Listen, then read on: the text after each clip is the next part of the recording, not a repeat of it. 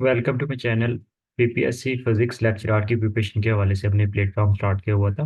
Basic physics को लेके चल रहे थे। तो आज हमने टेंथ क्लास की फिजिक्स को स्टार्ट किया हुआ था।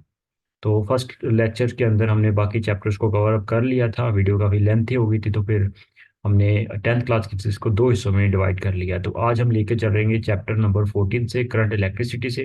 बेसिक यहाँ पे एमसीक्यू जो छोटे छोटे न्यूमेरिकल्स हैं, जो साइड बॉक्स के अंदर जो छोटी छोटी इन्फॉर्मेशन है, उनको यहाँ पे कवर अप करेंगे। और जो क्योंकि ये आप सोच रहे होंगे कि ये 17 स्केल के ऊपर ये मैट्रिक की फिजिक्स कहाँ से आ गई, क्योंकि बेसिक जो चीज़ें होती हैं ना, वो बेसिक चीज़ें ही ज़्यादातर पूछी जाती हैं।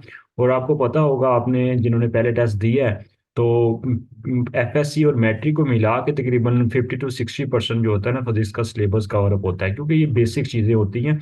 तो इनको आप लाजमी किया करें। इसलिए मेरी कोशिश है कि जो सीरियस होकर जो जो लोग तैयारी करना चाहते हैं, इस प्लेटफॉर्म को ज्वाइन किया हुआ है जिन लोगों ने, ताकि उनको मैं मतलब कुछ थोड़ा बहुत भी उनके लिए कोई वहाँ पे वो रिस्की काम ना होता कि हम 9th क्लास 10th क्लास की फिजिक्स को FSc second year first year उसके बाद बीएससी एमएससी के सिलेबस को थोड़ा डिस्कस किस तरह करें, ठीक है। तो क्योंकि चीज़ों को हम स्टेप बाय स्टेप लेके चलेंगे, हमने कोई शॉर्टकट तरीका नहीं अख्तियार करना, क्योंकि जब शॉर्टकट तरीका को अख्तियार करेंगे, आप पहले ही जहन में डिसाइड कर लेंगे कि ये चीज़ करनी है ये नहीं करनी, तो फिर आपके लिए थोड़ा सा ना प्रॉब्लम क्रिएट हो सकती है। आप टेस्ट को तो आप कवर अप कर लेंगे, क्लियर कर लेंगे, ठीक है। तो फिर आपके लिए इंटरव्यू में प्रॉब्लम हो सकती है। ताकि मेरी कोशिश है कि हम टेस्ट की तैयारी ही इस तरह करें कि ताकि हमें टेस्ट हमारा इंशाल्लाह कवर होगा, क्लियर होगा, उसके बाद इंटरव्यू में जाएंगे वो भी इजीली हो जाएगा, क्योंकि आपके बेसिक कंसेप्ट बने होंगे ना, तब आपकी प्रिपरेशन बेहतर तरीके से होगी। तो इंशाल्लाह मेरे साथ रहेगा, जिस तरह प्रिपरेशन मैं करवा रहा हूँ, स्टेप बाय स्टेप चीज़ों को लेके चल रहा हूँ। तो आपको कुछ दिनों के बाद ही आपको फील होना लग जाएगा कि कुछ ना चीज़ें जो है ना वो मेमोरी मेमोरी में आ रही हैं चीज़ें इंशाल्लाह। तो बस थोड़ी सी डायरेक्शन की जरूरत है। आपने बिल्कुल चीजें ये पहले पढ़ी हुई हैं, लेकिन थोड़ा सी रिकॉल करते हैं चीजों को ना। तो करंट इलेक्ट्रिसिटी को देखते हैं। तो इसमें हमने बेसिकली करंट किस वजह से फ्लो करता है, वो पहले कंसेप्ट था कि करंट जो होता है ना वो पॉजिटिव चार्जेस की वजह से फ्लो करता है, लेकिन करंट जो है ना वो इलेक्ट्रॉन की वजह से फ्लो करता है। जब एटॉमिक स्ट्रक्चर सामने आया, तो चार्जेस के फ्लो करने से, इलेक्ट्रॉन के फ्लो करने से जो होता है ना वो करंट प्रोड्यूस होता है। तो सिंपल बेसिकली पहले हम डेफिनेशन कर लेंगे, करंट क्या होता है। Basically the flow of the electric charges. अब इलेक्ट्रिक चार्जेस दो तरह के, पॉजिटिव नेगेटिव भी हो सकते हैं। तो बेसिकली ये सिंपल डेफिनेशन है, Q/T। ठीक है, ये बेसिकली करंट का फार्मूला आ जाता है, और करंट फ्लो पर यूनिट यहाँ पे टाइम में, और उसके बाद फिर यहाँ पे Q चार्जेस है, T टाइम है, इसका यूनिट होता है अम्पियर। और अम्पियर आपसे पूछा जा सकता है कि कूलम पर सेकंड के इक्वल होता है, ठीक है। तो यहाँ पे आप देख सकते हैं करंट का यूनिट एम्पेयर होता है, मिली एम्पेयर में और माइक्रो एम्पेयर में करंट को मेजर करते हैं। और साइड बॉक्स को आपने लाजमी, ये आपकी आप समझे कि ये आपका होमवर्क है, ये आपने खुद से इसको देखना है। कहीं पे कोई प्रॉब्लम है, कोई क्विज वगैरह या कोई इन्फॉर्मेशन आपको समझ नहीं आ रही, तो आपने मुझसे कॉन्टैक्ट करना है। कमेंट सेक्शन में कमेंट करें, या फिर आपको इसी वीडियो की डिस्क्रिप्शन में व्हाट्सएप ग्रुप का लिंक मिल जाएगा, वहाँ पे सारी डिस्कशन वगैरह होती रहती है। तो वहाँ पे आपको इसका रिप्लाई करूंगा। तो ये इसकी आपने करंट का यूनिट याद रखना है, और उसको माइक्रो और मिली एम्पेयर में करंट को मेजर किया जाता है। तो ये छोटा सा न्यूमेरिकल है, इसको आपने लाजमी करना है। तो ये यहाँ से करंट की वैल्यू पूछी हुई है, तो यहाँ पे चार्ज और टाइम की वैल्यू दी हुई है, तो इसको आपने कैलकुलेट करना है। तो फर्दर कन्वेंशनल करंट और इलेक्ट्रॉनिक करंट में क्या फर्क होता है। कन्वेंशनल करंट जो होता है ना, ये पॉजिटिव चार्जेस के फ्लो से होता है, ठीक है। और जो इलेक्ट्रॉनिक करंट होता है, ये बेसिकली हमारे पास नेगेटिव चार्जेस की वजह से होता है, नेगेटिव चार्जेस के फ्लो, इलेक्ट्रॉन के फ्लो से होता है। Conventional current basically positive to negative की तरफ फ्लो करता है, और जो हमारे पास इलेक्ट्रॉनिक करंट होता है वो नेगेटिव टू पॉजिटिव की तरफ फ्लो करता है। ये कॉमन डिफरेंस है कन्वेंशनल और इलेक्ट्रॉनिक करंट में। तो मेजरमेंट ऑफ करंट को मैयर किस तरह करेंगे, इनको अगर हम देखें तो फर्दर मैयर करने वाली डिवाइसेस हमारे पास गलवानोमीटर आ जाता है, ठीक है। बेसिकली हमारे गलवानोमीटर और एमीटर होता है। करंट को मैयर तो नहीं कर सकते हम, ये कह सकते हैं कि गलवानोमीटर का मेजर डिफरेंस यहाँ पे बताता चलता हूँ। गलवानोमीटर बेसिकली करंट को डिटेक्ट करता है, ठीक है। एक सेंसिटिव डिवाइस होती है, सिर्फ डिटेक्ट करता है कि इसके अंदर निडल के अंदर डिफ्लेक्शन आती है कि करंट वहां पे है या नहीं है। और बेसिकली एमीटर जो होता है ना, ये बेसिकली करंट को मैयर करता है, ठीक है। तो ये बेसिकली कॉमन डिफरेंस है। और बेसिकली इनमें डिफरेंस अगर फर्दर मैं बताता चलूँ यहाँ पे, कि यहाँ पे हमारे पास जो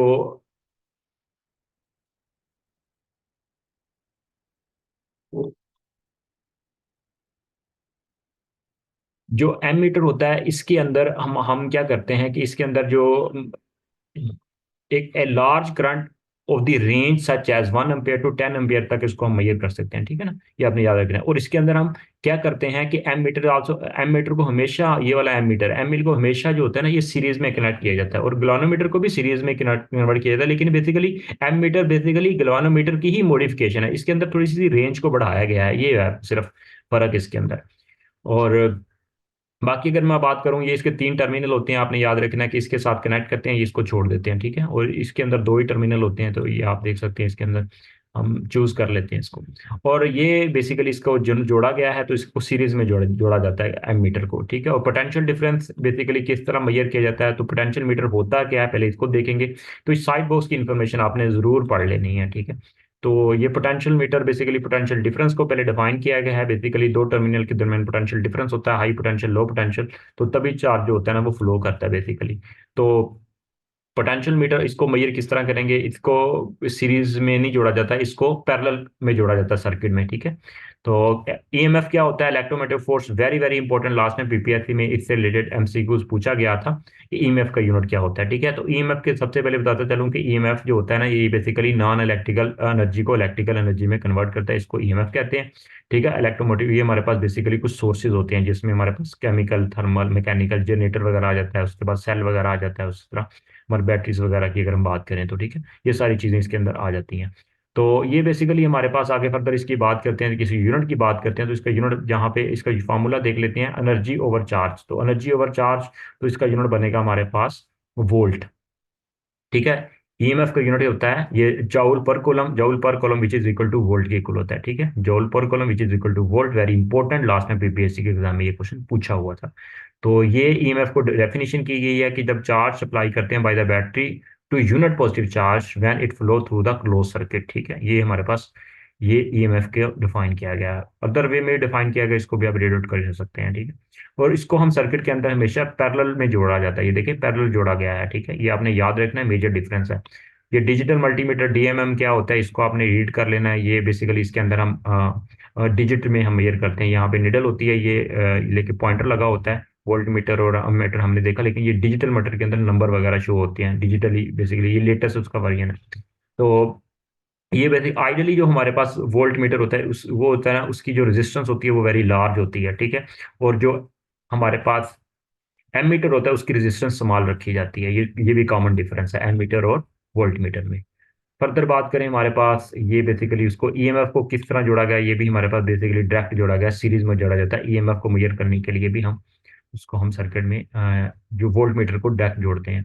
यहाँ पे हमारे पास अगर हम बात करूँ तो ये हमारे पास है ohm law, very important. Ohm law क्या होता है, बेसिकली ये होता है हमारे पास V प्रोपोर्शनल टू आई, ठीक है। तो I प्रोपोर्शनल टू V, तो V is equal to I R, यहाँ पे R रेजिस्टेंस, I करंट है, V पोटेंशियल है। तो ये बेसिकली हमारे पास ओहम लॉ की स्टेटमेंट है, ठीक है। ओहम लॉ बेसिकली क्या कहता है कि वोल्टेज को बढ़ाएंगे करंट भी बढ़ेगा। अभी वोल्टेज है, ये करंट है, तो इसका ग्राफ स्टेट होता है, ठीक है। तो ये हमारे पास बेसिकली जो मेटल वायर्स है उसके लिए स्ट्रेट ग्राफ बनता है, ठीक है। ये डिपेंड करता है कौन से मटेरियल की बात करें, उसके हिसाब से ये ग्राफ बनेगा। तो ये बेसिकली मेटल की बात करें तो स्ट्रेट लाइन ही बनता है, ठीक है। The amount of the current passing through the conductor is directly proportional to the potential difference applied across it provided the temperature and physical state, physical जो कंडीशंस होती हैं उनको कांस्टेंट रखें, तो हमारे पास वोल्टेज होता है वो करंट के डायरेक्टली प्रोपोर्शनल होता है। ये बेसिकली बात की थी ओहम ने। तो इसके अंदर इसका यूनिट जो होता है बेसिकली ओहम, इसमें रेजिस्टेंस आ जाती है, रेजिस्टेंस का यूनिट होता है ओहम, ठीक है। ओहम के नाम से ही इसका रेजिस्टेंस का यूनिट है। रेजिस्टेंस क्या होता है, ये बेसिकली करंट को अपोज करती है। Basically property of substance which offer the opposition to flow of the current is known as resistance. Basic term है, इस तरह के कॉमन क्वेश्चंस पूछे जाते हैं। तो इसके साथ साथ रेजिस्टेंस का यूनिट देख लेंगे आप, यहाँ पे आ जाता है रेजिस्टेंस का यूनिट ओहम होता है, और यहाँ पे 1 ओहम को डिफाइन किया गया है। और उसके बाद स्पेसिफिक रेजिस्टेंस को भी देखेंगे फर्दर हम। तो ये आ जाता है हमारे पास ओहमिक और नॉन ओहमिक, हमारे पास डिवाइसेज या कंडक्टर या मटेरियल कौन से होते हैं जो ओहम लॉ को फॉलो करें उनको ओहमिक कहते हैं, और जो ओहम लॉ को फॉलो ना करें कंडक्टर्स उनको नॉन ओहमिक का नाम देते हैं। उनका ग्राफ स्ट्रेट नहीं बनता, उसका ग्राफ को इस तरह का बनता है, जैसे रेजिस्टेंस और टेम्परेचर के ग्राफ देखें तो ये बेसिकली ये ग्राफ दिया हुआ है हमारे पास। थर्मिस्टर्स के लिए, थर्मिस्टर जो होता है ओहम लॉ को फॉलो नहीं करते। ये ओहमिक के लिए ये कुछ एग्जाम्पल है, मोस्ट ऑफ मेटल्स जो बिहेव करती हैं वो ओहमिक बिहेवियर करती हैं। और नॉन ओमिक में हमारे पास बेसिकली आ जाता है, उसमें थर्मिस्टर्स वगैरह आ जाती हैं, उसमें हमारे पास फिलामेंट आ जाता है, उसमें सेमीकंडक्टर डायोड वगैरह अब बात कर रहे देखें, फिलामेंट लैंप और थर्मिस्टर वगैरह और सेमीकंडक्टर डायोड वगैरह नॉन ओमिक मटेरियल्स होती हैं।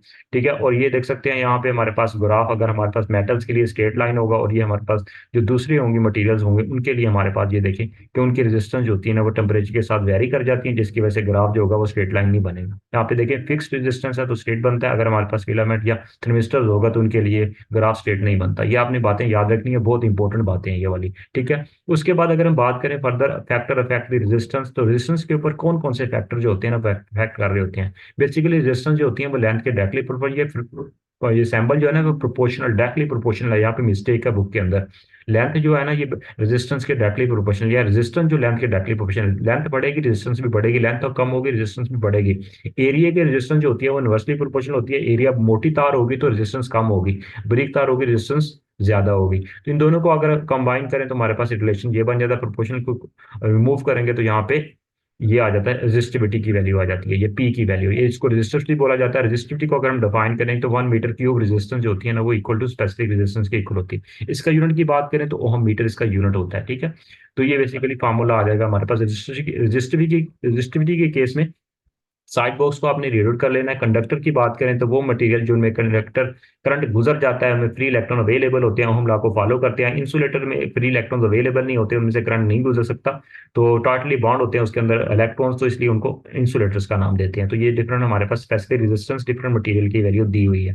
तो इसी तरह अगर हम बात करें फर्दर कॉम्बिनेशन और रेजिस्टेंस की बात करें तो रेजिस्टेंस को जिस तरह हम कैपेसिटर को सीरीज और पैरेलल कॉम्बिनेशन में जोड़ा था, इसी तरह हमारे पास रेजिस्टेंस को भी सीरीज में और पैरेलल कॉम्बिनेशन में जोड़ेंगे। यहाँ पे सीरीज कॉम्बिनेशन में हमारे पास क्या आ जाता है कि हमारे पास देख सकते हैं कि सीरीज कॉम्बिनेशन में हमारे पास जो वोल्टेज की वैल्यू होती है वो डिवाइड होती है, और यहाँ पे हमारे पास जो करंट होता है ना हमारे पास वो बेसिकली सेम रहता है। ये दोनों डिफरेंस आपने याद रखना है जिस तरह कैपेसिटर में मैंने आपको बताया था। ठीक है, और इसके फार्मूलाज वगैरह ये आपने वोल्टेज और करंट का याद रखना है कि सीरीज में और पैरेलल में क्या चीज डिवाइड होती है और क्या कांस्टेंट या सेम रहती है। ठीक है, इक्विवेलेंट रेजिस्टेंस का फार्मूला अगर हम यहाँ पे जो निकाला है हमने, R E is equal to R1 + R2 + R3, ये हमें क्या बताता है, ये भी हमें बताता है, इसके मैं आपको आखिर में बताता हूँ, इसका जो न्यूमेरिकल है यहाँ पे सॉल्व किया गया है।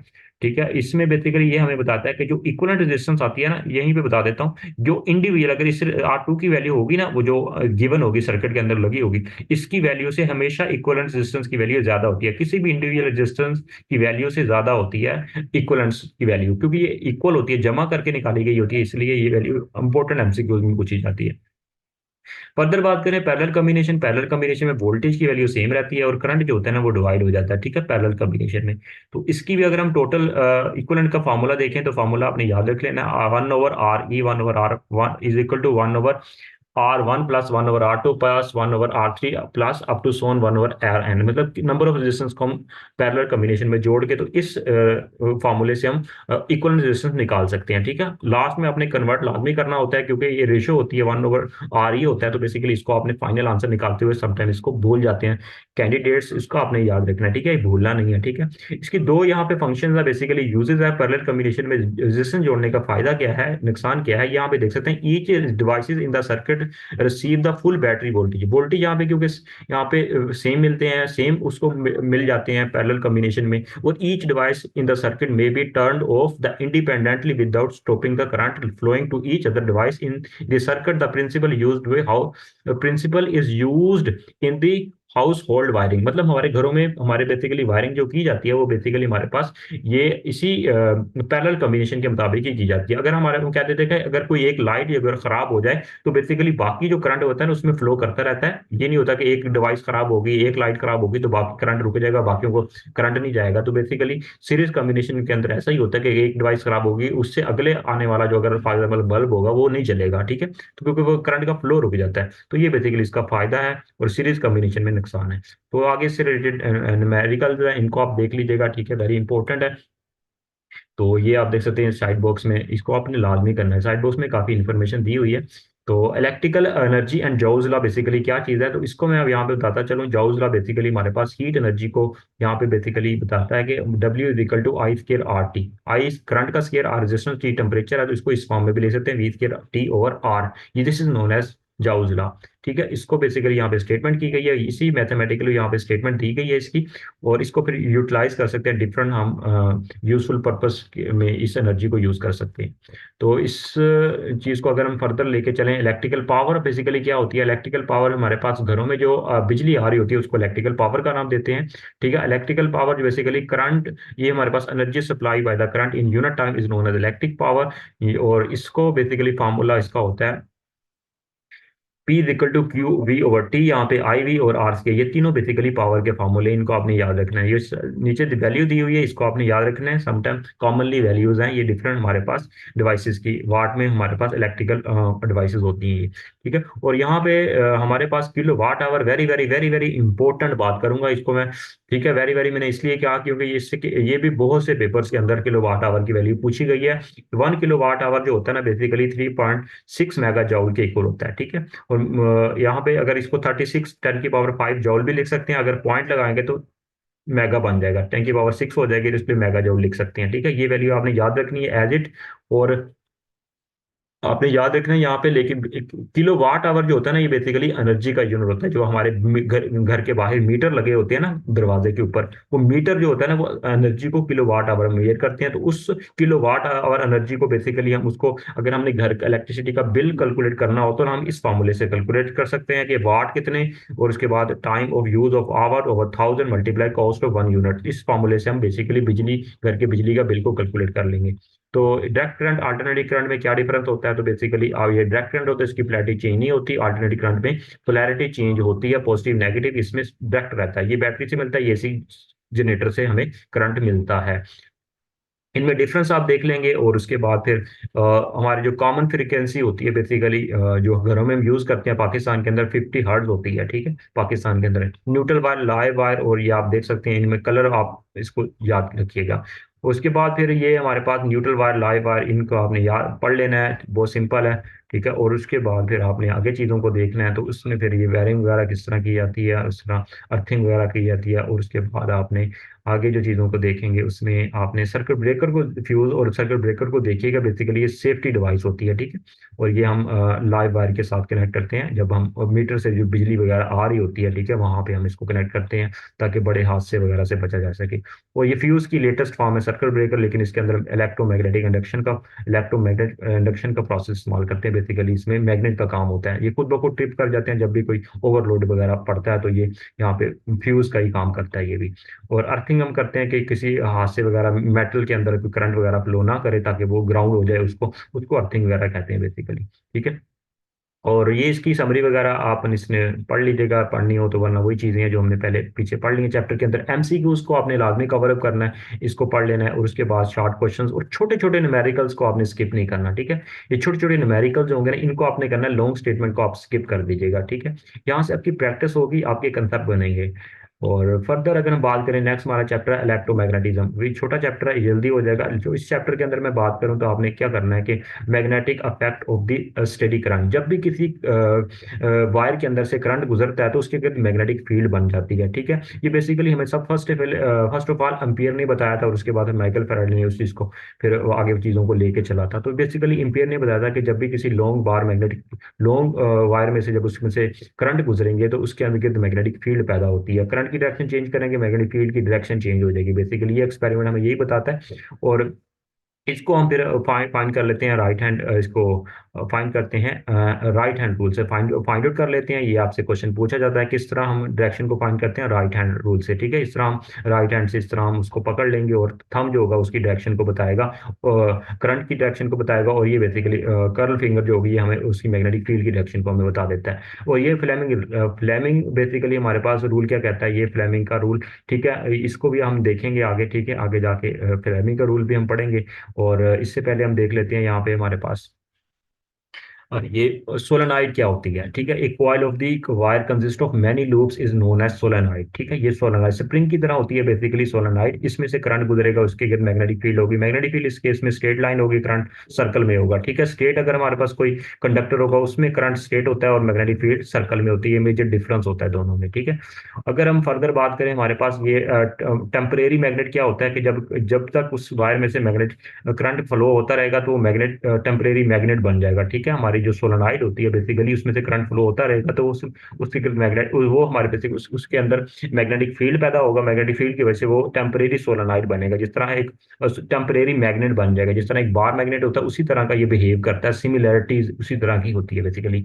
और जब करंट को फ्लो को रोक देंगे तो वो बेसिकली हमारे पास थोड़ी देर के बाद वो मैग्नेटिक प्रॉपर्टीज उसकी खत्म हो जाएंगी। तो ये बेसिकली इस दोनों में डिफरेंस है। और उसके बाद फिर हमने कहा कि सोलेनॉइड के अंदर से हम किस तरह करंट की डायरेक्शन को और मैग्नेटिक फील्ड की डायरेक्शन को फाइंड करते हैं, उसके लिए फिर हम कहते हैं कि फ्लेमिंग लेफ्ट हैंड रूल वगैरह इस्तेमाल करके उसको फिर फर्दर देख लेते हैं। ठीक है, तो यहाँ पे आप देख सकते हैं कि ये भी बेसिकली हम अपने राइट हैंड को इस तरह प्लेस करेंगे, करंट की डायरेक्शन में प्लेस करेंगे, थंब जो होगा वो करंट की डायरेक्शन में होगा और कर्ल फिंगर जो होगी वो मैग्नेटिक फील्ड को रिप्रेजेंट करेंगे। ये आपने याद रखना है। इस तरह हम सोलेनॉइड से करंट वगैरह को फाइंड आउट कर लेते हैं। ठीक है, और फ्लेमिंग का ये राइट हैंड रूल इस्तेमाल किया गया, फ्लेमिंग लेफ्ट हैंड रूल को भी आप रीड आउट करिएगा, वो उसका भी फंक्शन है। ठीक है, और बेसिकली आगे हम देखेंगे कि जब भी किसी वायर को मैग्नेटिक फील्ड के अंदर इन करते हैं तो उस वायर के ऊपर वायर के अंदर से करंट अगर फ्लो कर रहा हो उसको मैग्नेटिक फील्ड के अंदर इन करें तो बेसिकली हमारे पास क्या होता है कि उस वायर के ऊपर एक फोर्स एक्ट कर रही है। अब देखो इन कर रहे हैं तो उसके मैग्नेटिक फील्ड के अंदर लेके जा रहे हैं इसको, बैटरी के साथ वो लूप वो वायर को जब उस मैग्नेटिक फील्ड के अंदर लेके जा रहे हैं तो इसके अंदर करंट भी फ्लो कर रहा है इस वायर के अंदर, तो इसके ऊपर एक फोर्स एक्ट करेगी। जब इसको बाहर निकालेंगे तब भी फोर्स एक्ट करेगी। ये बेसिकली फोर्स जो एक्ट कर रही होती है ये बेसिकली इसी को आगे देखेंगे। ठीक है, और ये बेसिकली हमारे पास आगे आ जाता है कि माइकल फेराडे ने डिस्कवर किया था कि फोर्स एक्ट कर रही होती है। ठीक है, इसको ये डिपेंड कर रही है फोर्स की जो मैग्नीट्यूड होगी, ये करंट उस वायर में से कितना गुजर रहा है और स्ट्रेंथ ऑफ मैग्नेट के ऊपर डिपेंड कर रहा है, और उसके मैग्नेटिक फील्ड उसकी लेंथ के ऊपर डिपेंड कर रहा है कि लूप की लेंथ कितनी है। ठीक है, तो ये देख सकते हैं यहाँ पे मैंने बताया था कि ये फ्लेमिंग जो लेफ्ट हैंड ये फ्लेमिंग रूल जो है ना, फ्लेमिंग लेफ्ट हैंड रूल है, ये बेसिकली उस फोर्स के बारे में बताता है कि वो फोर्स और मैग्नेटिक फील्ड और करंट की डायरेक्शन के बारे में बताता है। फ्लेमिंग लेफ्ट हैंड रूल बहुत इंपॉर्टेंट है, इसको आपने बताना है कि कौन सी फिंगर जो होती है ना वो किस चीज के बारे में किस चीज को इंडिकेट कर रही होती है। ठीक है, तो बेसिकली आप देख सकते हैं थंब जो होता है ना, ये बेसिकली फोर्स के बारे में बताता है, मोशन के बारे में बताता है, या और हमारे पास जो फोर फिंगर होती है बेसिकली ये हमारे पास ये हमें हमें बताती है, फर्स्ट फिंगर जो होती है ना ये फील्ड के बारे में, और ये मिडिल फिंगर जो होती है ये बेसिकली हमारे पास उसके बारे में बता रही, मैग्नेटिक फील्ड के बारे में बता रही होती है। ये मैग्नेटिक फील्ड के बारे में, और ये हमारे पास फ्लेमिंग लेफ्ट हैंड रूल है ये। ठीक है,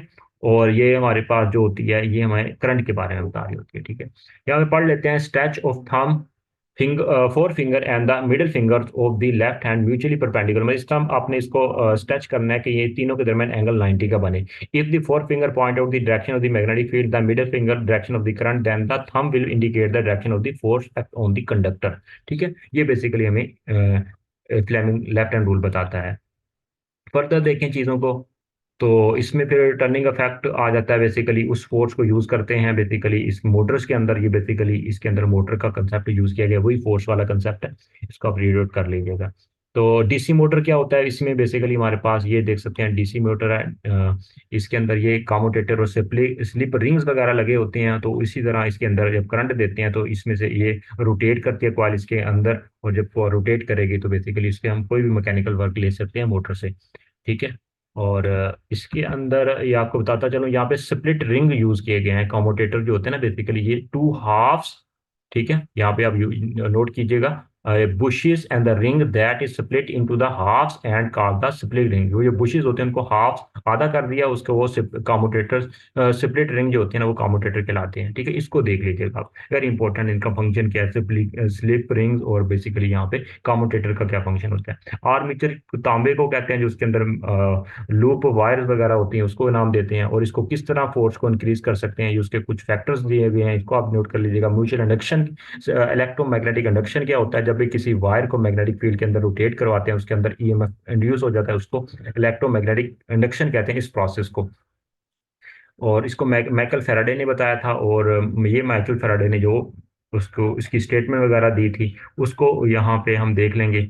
तो the process of generating the induced current in the circuit by changing the number of magnetic lines of force passing through it is called the electromagnetic induction। तो ये basically basic formula है, ये आपने एफएससी में भी पढ़ेंगे आगे जाके।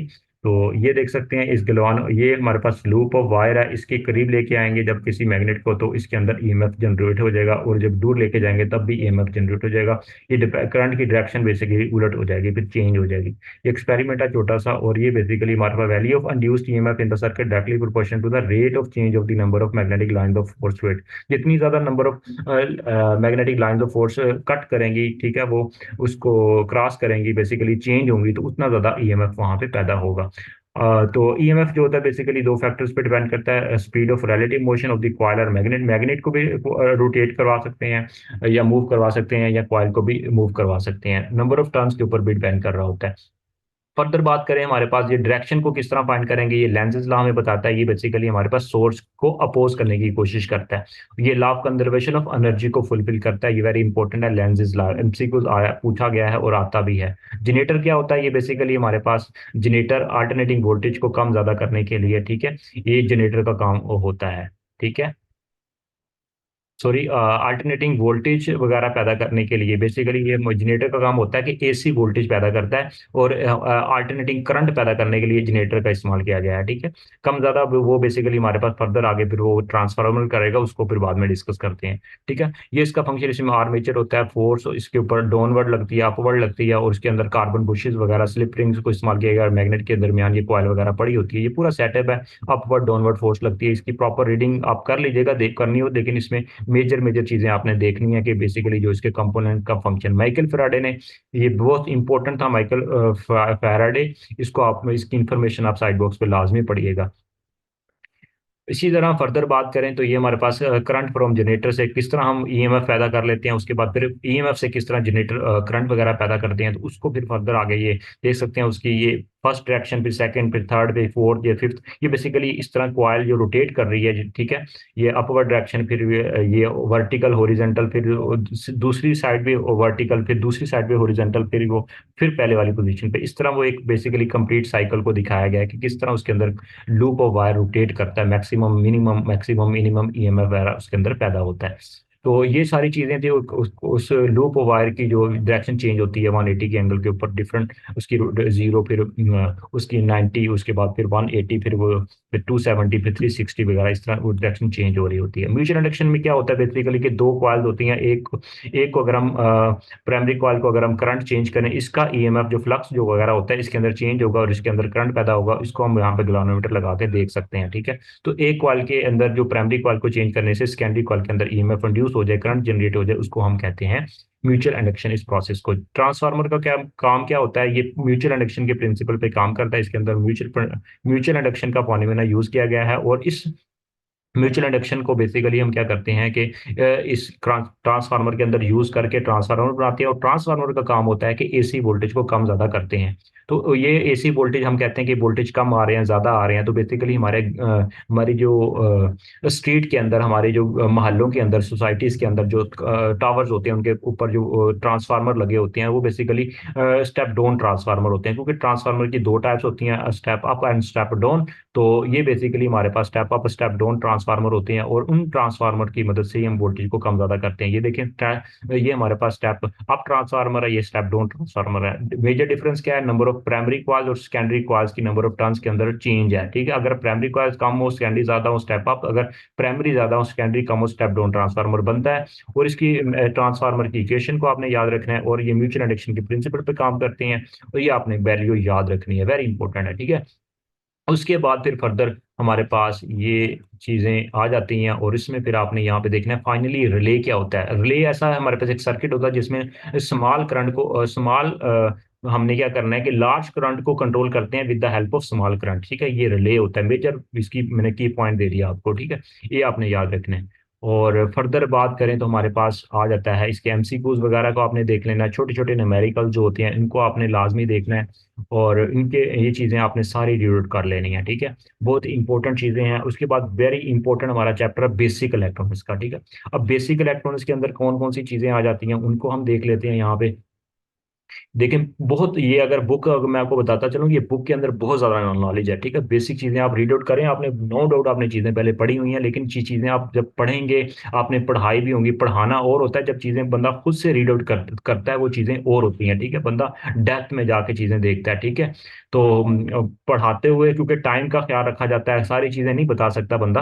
तो जब बंदा पढ़ता है, टाइम निकाल के चीज़ों को देखता है, तो वो चीज़ें फिर थोड़ा सा ज़्यादा डेप्थ के साथ चीज़ों को बंदा अंडरस्टैंड करता है। तो थर्मिनिक इमिशन बेसिकली क्या होता है, ये बेसिकली हॉट मेटल सरफेस से जब उसको करंट देते हैं, तो हॉट मेटल मेटल सरफेस से, वहां से बेसिकली उसको हीट करने से या करंट देने से के थोड़ से बेसिकली इलेक्ट्रॉन निकलते हैं, उसको थर्मिनिक इमिशन का नाम देते हैं, ठीक है।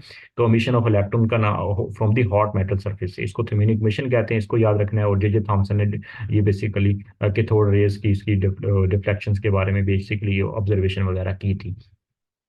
तो ये देख लेना है। और उसके बाद फिर आपने फर्दर अगर मूव करें, तो हमारे पास आ जाता है डिफ्लेक्शन ऑफ इलेक्ट्रिक फील्ड और मैग्नेटिक फील्ड का क्या होता है। इसके ऊपर इलेक्ट्रॉन्स, बीम ऑफ इलेक्ट्रॉन्स के ऊपर इसको रीड आउट कर लेना है। कैथोड रे क्या होती है, ये बेसिकली हमारे पास हमारे सिग्नल्स को बेसिकली, वोल्टेज वगैरह को बेसिकली ये हम इस स्क्रीन के ऊपर देख देख सकते हैं। इसके पार्ट्स वगैरह basically electron gun, deflection plate, fluorescent tube वगैरह, इसको आपने देख लेना है, ठीक है। तो ये डिफ्लेक्टिंग प्लेट्स वगैरह आ जाती हैं, ठीक है। सीआरओ की स्क्रीन जो होती है, नहीं बेसिकली किस मटेरियल से बनती है, ये आपने, ये फास्फोरस यहाँ पे होगा, आपने देख लेना है। तो ये फास्फोरस से बनती है, ठीक है, ये आपने याद रखना है। कोटेड होता है। एनालॉग और डिजिटल क्वांटिटी क्या होती हैं, और ये बेसिकली हमारे पास जो पॉइंटर वाली जो क्वांटिटी हम मेजर करते हैं, जैसे हमारा वॉल क्लॉक है, इसी तरह हमारे पास जो हमारी डिजिटल वॉच है। वॉच आपने दो तरह की देखी होंगी, एक सुइयों वाली घड़ी होगी, दूसरी डिजिटल वॉच होगी। इस तरह हमारे पास डिफरेंट, हमारे फील्ड के अंदर, टेक्नोलॉजी के अंदर, साइंस के अंदर हमारे पास दो तरह की क्वांटिटीज होती हैं, डिजिटल एंड एनालॉग। डिजिटल जो होता है, ये बेसिकली हमारे पास इसके अंदर सारी वैल्यूज आ जाती हैं। एनालॉग के अंदर हमारे पास वहाँ पे हम कह सकते हैं कि उसके अंदर स्टेप बाय स्टेप चीजें आती हैं, ठीक है। और जैसे हम टेम्परेचर को मेजर करते हैं, तो उसके अंदर भी फिर देख सकते हैं कि पहले 1 degree centigrade, 2 degree centigrade, 3 degree centigrade rise किया। लेकिन हम डिजिटल देखेंगे तो 1.1 degree centigrade rise, 1.2 degree centigrade, 1.2.3, इस तरह बेसिकली स्टेप बाय स्टेप लेके चलते हैं। डिजिटल के अंदर सारी चीजें देखते हैं, ठीक है। छोटी से छोटी वैल्यू को भी, डिजिटल के अंदर एरर नहीं होता, ठीक है। एनालॉग के अंदर एरर आ सकता है, ठीक है। तो ये बेसिकली ये चीजें आ जाती हैं हमारी। फर्दर यहाँ पे एडीसी और डीएसी में क्या डिफरेंस होता है, एनालॉग टू डिजिटल कन्वर्टर और डिजिटल टू एनालॉग कन्वर्टर, ये आपने चीजें देखनी है, ठीक है। और उसके बाद फिर आपके पास ये गेट्स आ जाते हैं। ये गेट से रिलेटेड भी एमसीक्यूज ही आते हैं, ये बहुत इंपॉर्टेंट है, इसके बगैर भी पेपर नहीं बनता। एंड गेट क्या होता है, इसका आपने ट्रुथ टेबल ये सारी आपने देखना है। और गेट, और इसका ये एंड गेट का ट्रुथ टेबल है।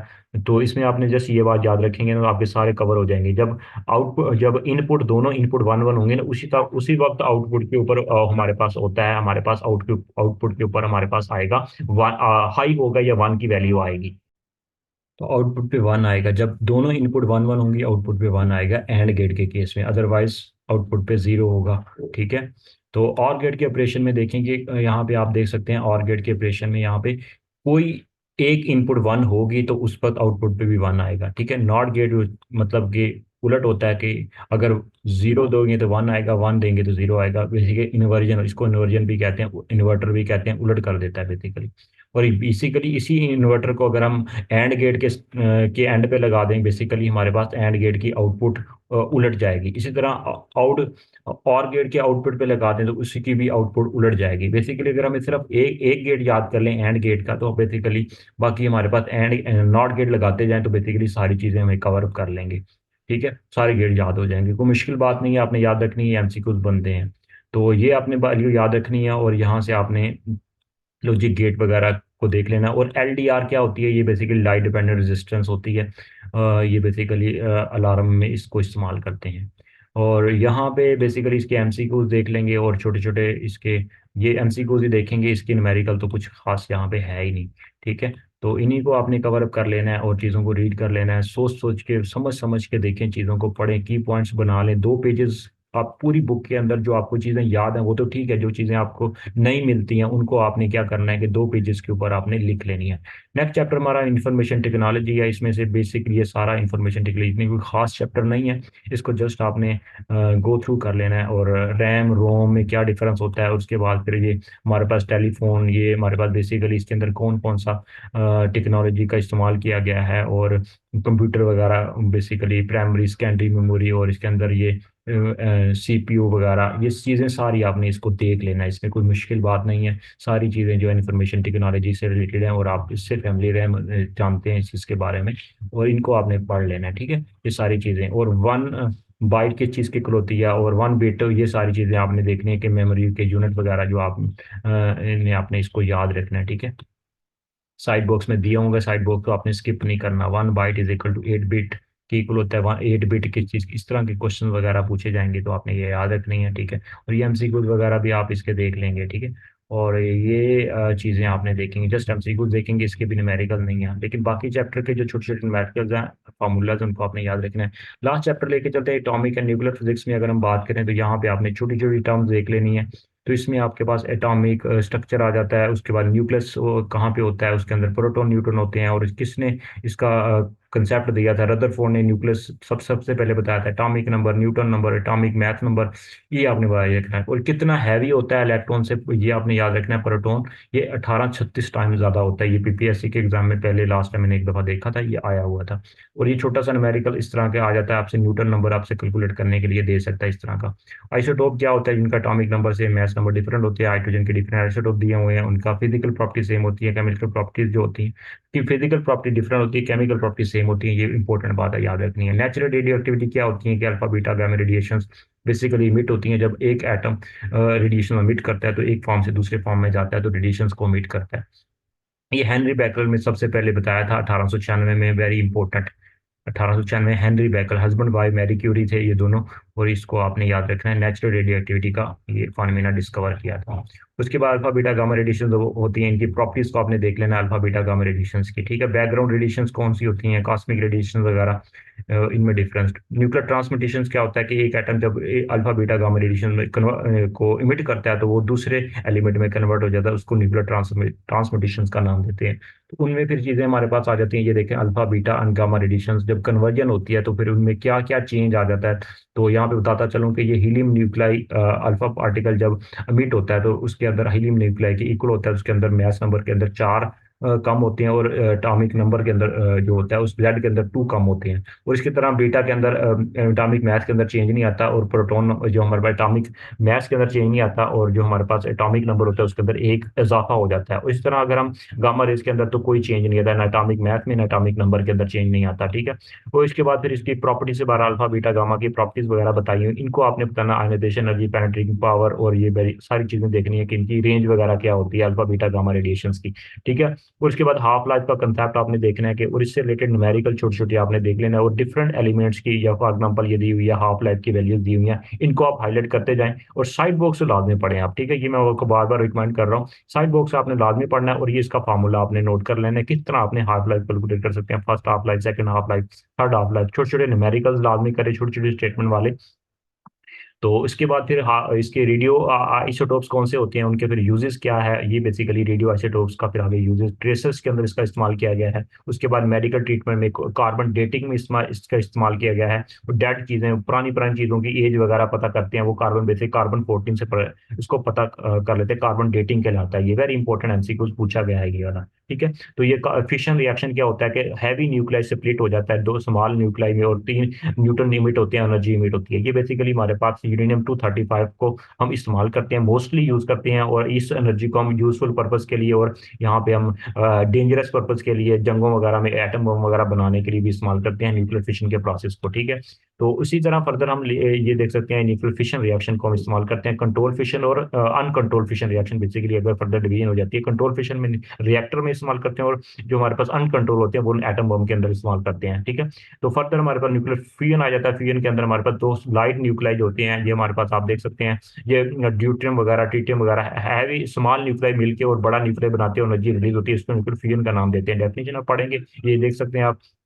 और न्यूटन भी मीट होता है यहाँ पे, ठीक है। और सन के ऊपर देखा गया है, सोचा गया है कि साइंटिस्ट कहते हैं सन के ऊपर न्यूक्लियर फ्यूजन का प्रोसेस ही होता है, इतनी एनर्जी रिलीज होती है, ये आपने याद रखनी है। और कुछ यहाँ पे radiation, alpha beta gamma radiation जो मीट होती हैं, उनसे कैसे बचा जा सकता है, उनकी सेफ्टी यहाँ पे मेजरमेंट चीजें दी हुई है, ठीक है। इनमें से कुछ खास चीज नहीं है, तो ये चीजें आपने करनी है। सेफ्टी वगैरह तो आपको पता ही होगा किस तरह आपने बचना है। तो बाकी ये सारी चीजें आगे एमसीक्यूज वगैरह को आपने कवर अप कर लेना है, और ये आपने इसको आपने लाजमी करना है। अगर कोई क्यूरी होगी, कोई प्रॉब्लम होगी, आपने मुझे लाजमी कमेंट सेक्शन में कमेंट करके बताना है, या इसी ग्रुप वीडियो की डिस्क्रिप्शन में व्हाट्सएप ग्रुप का लिंक होगा, वहाँ पे डिस्कशन वगैरह चल रही है, उसको आप ज्वाइन कर लें। और ये छोटे छोटे न्यूमेरिकल्स हाफ लाइफ से रिलेटेड करें, छोटी छोटी स्टेटमेंट वाले, ठीक है। तो ये इंशाल्लाह हम फर्दर लेके चलेंगे। अगर आपका रिस्पॉन्स अच्छा होगा, ये 10th क्लास की ये फिजिक्स को हमने जो कवर किया, ठीक है, तो तभी इंशाल्लाह फिर फर्दर हम 9th क्लास की फिजिक्स को लेके चलेंगे। और आपने लाजमी बताना है कि 9th क्लास की फिजिक्स को लेके चलूं कि बस एनफ है, ये 10th क्लास की फिजिक्स है। क्योंकि मैंने 10th को इसलिए लेके पहले चल रहा हूँ क्योंकि इसके अंदर ज्यादा नॉलेज है, ज्यादा चीजें मतलब इंपॉर्टेंट है। 9th क्लास की तो ज्यादा ही बेसिक हो जाती है, लेकिन कोशिश करूंगा अगर आपका रिस्पॉन्स अच्छा होगा तो इंशाल्लाह 9th क्लास को भी उस तरह उसको हम रिवीजन कर लेंगे, ठीक है। तो take care, all the best, और अल्लाह ताला आप सबको सक्सेस दे। और हिम्मत करें, कोशिश करें, इंशाल्लाह कोशिश से कोई भी चीज़ जो है ना वो नामुमकिन नहीं है, और हर चीज़ मुमकिन हो जाती है। All the best, God bless you.